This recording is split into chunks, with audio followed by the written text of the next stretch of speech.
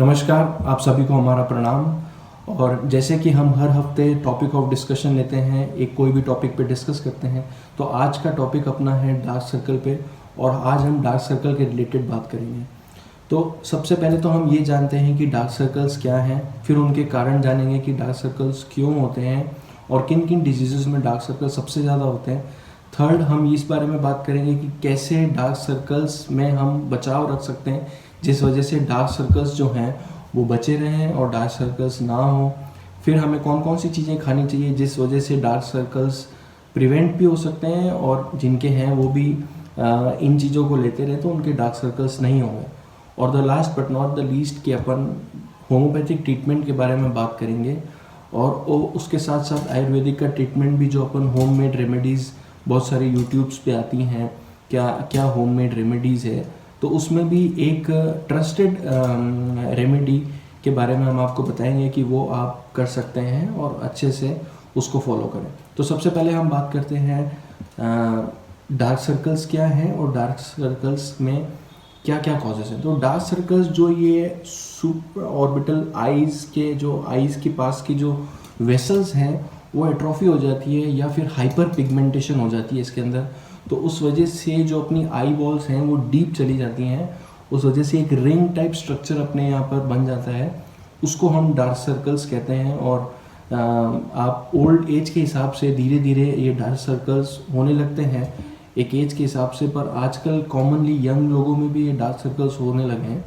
तो इस वजह से अपन को क्या क्या चीज़ें ध्यान रखनी है इसके बारे में अपन बात करते हैं।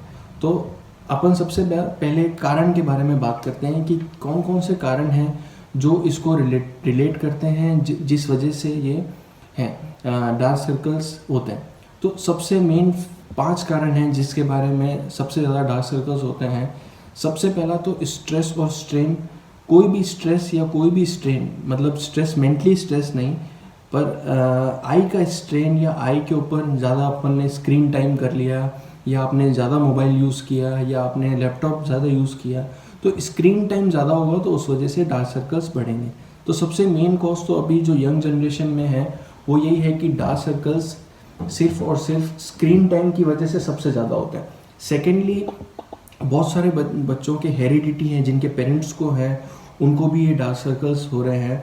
और थर्ड मेन कॉज है जिसमें आईज बच्चे रब करते रहते हैं, ऐसे रब करते रहेंगे बार बार आईज को, जलन और उनकी इरिटेशन को बार बार रब करेंगे, तो रबिंग ऑफ आईज की वजह से भी डार्क सर्कल हो जाता है। किन किन के नेज़ल कंजेशन होता है, जिनमें नोज़ जो है वो ब्लॉक रहते हैं, उनके भी डार्क सर्कल्स रहते हैं। तो फोर्थ मेन कॉज है नेज़ल कंजेशन, जिस वजह से डार्क सर्कल्स होते हैं।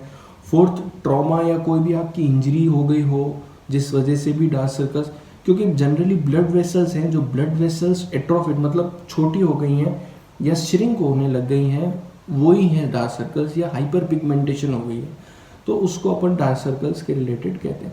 बाकी कॉजेज़ बहुत सारे हैं जिसके बारे में अपन बहुत लेट स्लीप करते हैं, जिनकी नींद नहीं आती है, या बहुत देर तक डार्क में जैसे लाइट बंद करके अपन मूवीज़ या कोई सीरीज़ या कुछ भी जो भी स्क्रीन टाइम में वो ज़्यादा देखते हैं, उस वजह से भी, या लोगों को रात को नींद नहीं आती ओल्ड एज में, तो उनके भी डार्क सर्कल्स रहते हैं।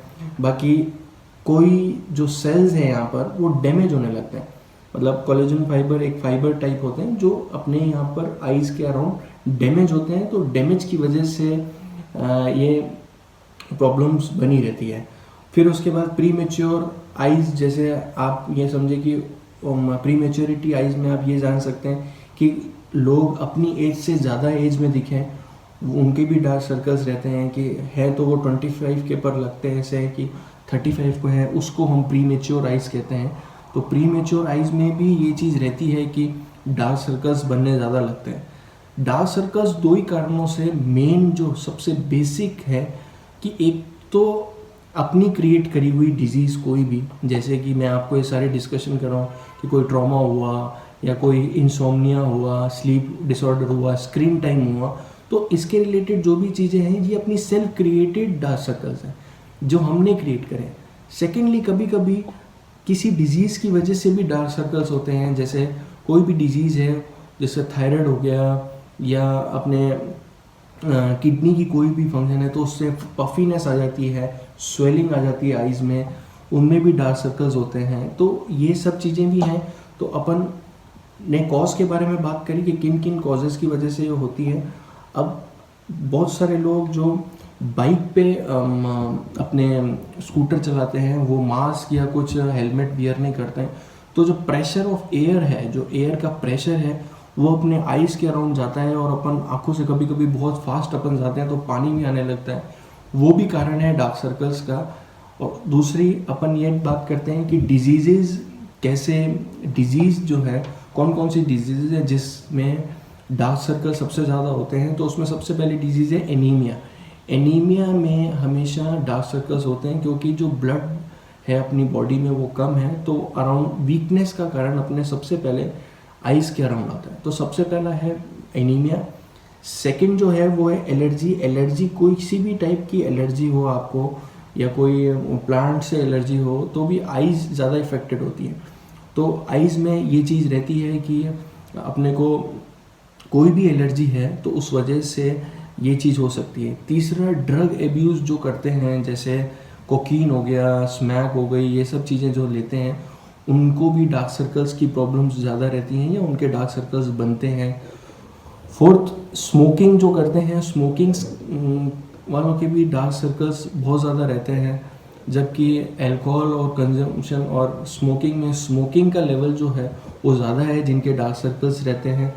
फिर एक्सेसिव ऑफ क्राइम, जैसे कभी भी बहुत ज़्यादा रोना या बहुत ज़्यादा डिप्रेशन या कुछ ऐसी चीज़ें जिसमें लोनलीनेस आ जाती है, या मीनोपॉज में जो लेडीज़ हैं वो लोनलीनेस की तरफ जाती हैं, उनमें भी डार्क सर्कल्स की प्रॉब्लम रहती है। तो ये सब चीज़ें हैं जो अपन ने कॉज के बारे में बात करी कि इन कॉज में, इसमें दो मेन कॉज हो गए, जिसमें फर्स्ट कॉज है अपना जो डिजीज़ के रिलेटेड है, और जो सेकेंडली जो अपने क्रिएट करे हुए हैं प्रॉब्लम्स हैं उसकी वजह से डार्क सर्कल्स हों। तो अब अपन ये जानते हैं कि क्या चीज़ें हैं जो हम नहीं करें जिससे हमारे डार्क सर्कल्स नहीं हो। तो ये जो प्रिवेंशन है, that is a third question कि what, how can we prevent dark circles, और जिनके डार्क सर्कल्स हैं what they have not to do, मतलब उनको क्या नहीं करना चाहिए, इसके बारे में अपन बात करेंगे। तो सबसे पहली चीज़ है कि आपको हमेशा जब आप किसी ट्रेवलिंग में जाएं या कहीं भी जाएं तो एक नॉर्मल सन ग्लासेस ज़रूर यूज़ करें, उसमें आइज़ भी प्रोटेक्ट रहेंगी और आपके जो आई के जो पास में मसल्स हैं वो बहुत सेंसिटिव होते हैं तो उनमें भी प्रोटेक्शन रहेगी। तो सबसे पहले सन ग्लासेस। सेकेंड, आप कोई भी एक्सेस क्वांटिटी में ड्रग एब्यूज़ ना करें जिस वजह से डार्क सर्कल बने, तो लिमिट में क्वांटिटी में करें या फिर ना करें तो बहुत ही अच्छा है। तो लिमिटेड क्वांटिटी में कोई भी एडिक्ट नहीं होने देना उसको, मतलब एडिक्शन की तरफ नहीं जाना है। आप नॉर्मली एट मेडिसिनल प्लांट्स है अल्कोहल कंज्यूम कर रहे हैं तो ठीक है, पर उसको एक्सेस में ना करें। थर्ड जो सबसे मेन है कि ईटिंग जो हैबिट्स है, अपनी जो ईटिंग हैबिट्स है उनमें थोड़ा सा जो आयरन कंटेंट, जिनमें आयरन कंटेंट ज़्यादा है वो आप खाएं, जैसे टमाटर हो गया, गाजर हो गई, जो भी लाल चीज़ें हैं आप चुकंदर खा सकते हैं, ये सब चीज़ें आप ज़्यादा इंटेक करें तो आयरन के अगर बॉडी में कंटेंट कम होगा तो उस वजह से भी डार्क सर्कल्स आपके बनेंगे। बाकी सबसे मेन चीज़ है कि टी एंड कॉफ़ी, जो ज़्यादा टी और ज़्यादा कॉफ़ी कंज्यूम करते हैं उनके भी डार्क सर्कल्स होते हैं। तो आप कहेंगे कि सर टी और कॉफ़ी से क्या आइस का लिंक, तो टीज़ और कॉफ़ी जो है that is a nerve stimulant, nerves का स्टिमुलेशन है। अभी अपन ने इसको इंडियन कल्चर में कल्चर बना लिया, but it's a stimulant, nerve stimulant में टी और कॉफ़ी काम में ली जाती थी।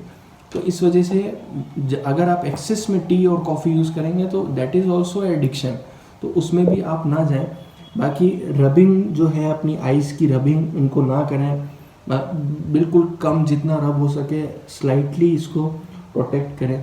बाकी आप इसको मॉइस्चराइज करें आँख को, जैसे आप अपनी बॉडी मॉइस्चराइज करते हैं वैसे आप आइज़ को भी मॉइस्चराइज करें। ऐसे आप रात को थोड़ी देर रिलैक्स करके इसको इस सर्कुलर पोजीशन में थोड़ा मॉइस्चराइज करें तो आइज़ के जो डार्क सर्कल्स हैं वो बचेंगे। और जो भी आप क्रीम लगाएं, आप क्रीम लगा के ऐसे तो लगाते हैं, बट आप आइज़ के अराउंड जो फाइबर्स हैं उस पर हम जनरली क्रीम्स नहीं लगाते, तो आप उसमें भी ज़रूर से क्रीम लगाएं। चीज़ खानी चाहिए, तो इसमें सबसे पहली चीज़ है कि बहुत सारों को आपने देखा होगा स्पा में वो कुकम्बर यहाँ पर लगाते हैं अपनी आइज़ पे डार्क सर्कल को रिड्यूस करने के लिए। वो इसलिए रिड्यूस करने के लिए लगाते हैं क्योंकि जो आइज़ हैं वो हाइड्रेटेड रहे, मतलब इनके अंदर जो मॉइस्चर है, जो इनके पोर्स हैं, उसमें वाटर रेजिस्टेंस रहे, मतलब वाटर की जो रेजिस्टेंस है वो अपनी आइज़ में अच्छी रहे, बनी रहे। तो इसलिए वो कुकुम्बर लगाते हैं ताकि वाटरी रहे और हाइड्रेटेड रहे। तो सबसे पहली चीज़ अपन को कुकुम्बर खाना चाहिए। कुकुम्बर से आपकी जो आइज़ है वो हाइड्रेटेड रहेंगी। सेकंड, हाई कंटेंट उसके अंदर वाटर होता है, इसलिए आप उसको यूज़ कर सकते हैं। और second most important thing, watermelon. आप वाटरमेलन खा सकते हैं। वाटरमेलन में एंटीऑक्सीडेंट होते हैं और बीटा कैरोटीन होता है, तो बीटा कैरोटीन से आपकी आइज़ बेस्ट रहती है, आपकी हेल्थ अच्छी रहती है। तो वाटरमेलन आपके लिए आइज़ के लिए बेस्ट है। थर्ड, ब्रोकली में विटामिन के होता है, तो आप ब्रोकली ले सकते हैं। Broccoli best for eyes. Broccoli से आपका जो आइज़ का ब्लड सर्कुलेशन है वो बढ़ेगा, इसलिए आप ब्रोकली बहुत अच्छे से ले सकते हैं। फोर्थ, मैंने आपको बोला जैसे आयरन कंटेंट में आप टमाटो है, ये बहुत रेड थिंग्स जो भी हैं वो आप ले सकते हैं जिनमें आयरन कंटेंट होता है। तो सबसे ज़्यादा आप टमाटो यूज़ कर सकते हैं, टमाटो आइज़ के लिए बेस्ट है। फोर्थ चीज़ है जिसमें ऑरेंज और लेमन जूस आप यूज़ कर सकते हैं, जिनमें विटामिन सी है। आप ऑरेंज और लेमन जूस लें, बेस्ट है, आइज़ के लिए बेस्ट है। आंवला है, आंवला आप ले सकते हैं आइज़ के लिए, हेयर्स के लिए।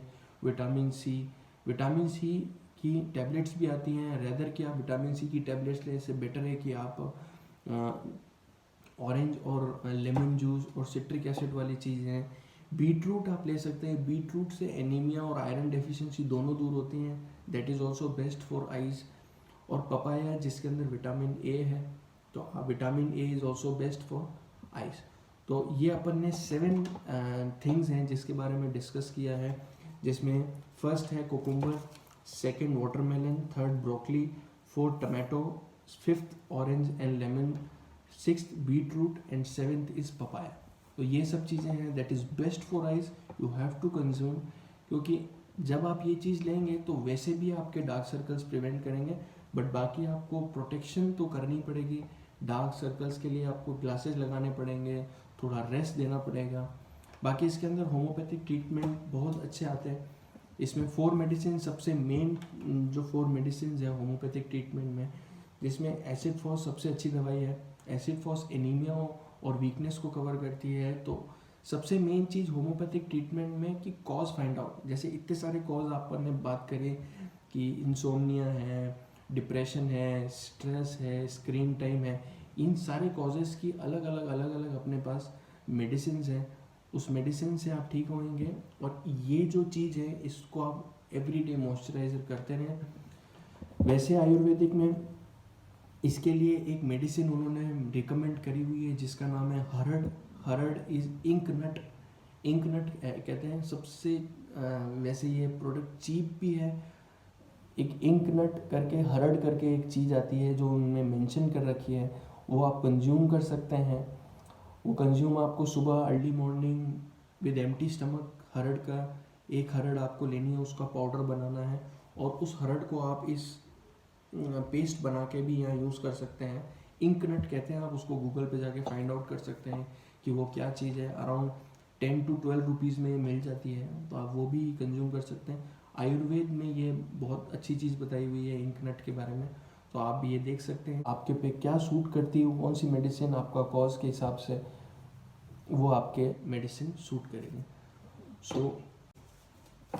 तो होप सो कि आपको ये वीडियो अच्छा लगा होगा और हम नेक्स्ट वीडियो में वापस कोई अच्छे टॉपिक के साथ आपके साथ मिलेंगे। तब तक के लिए धन्यवाद। और आपकी कोई भी क्वेरी हो, कोई भी क्वेश्चंस हो आपके माइंड में, तो आप हमें कमेंट कर सकते हैं, हम आपको रिप्लाई करेंगे।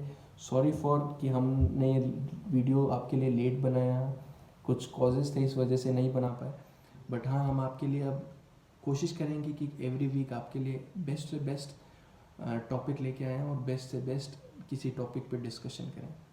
नमस्कार, आप सभी को हमारा प्रणाम। Thank you for watching. Hope so आप सभी खुश रहें और कोविड से बचे रहें। Thank you.